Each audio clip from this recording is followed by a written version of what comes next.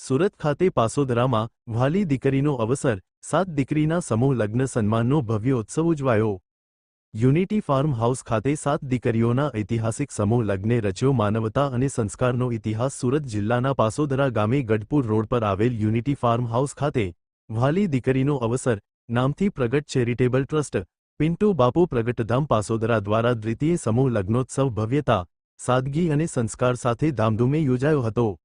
આ ઐતિહાસિક સમૂહ લગ્નોત્સવમાં અંદાજિત 5 થી 7 હજાર જેટલા લોકોની વિશાળ જનમેદની ઉમટી પડી હતી। સમગ્ર વાતાવરણ દીકરી સન્માન, સેવા ભાવના અને માનવતાના સંદેશથી ગુંજી ઉઠ્યું હતું। સમૂહ લગ્નોત્સવમાં હજારો દીકરીઓના પાલનહાર મહેશભાઈ સવાણી વિશેષ ઉપસ્થિત રહ્યા હતા।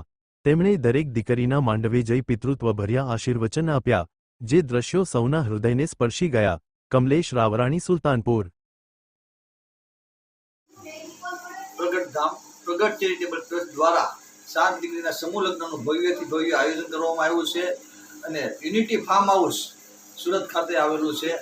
તો 7 દીકરીને જે કોઈ દાતાઓ શ્રીએ કરિયાવર આપેલો છે, નાનો કરિયાવર હોય કે મોટો કરિયાવર હોય, તમામ દાતાઓ શ્રી, મહેમાનો શ્રી એનો ખૂબ દિલથી આભાર માનું છું।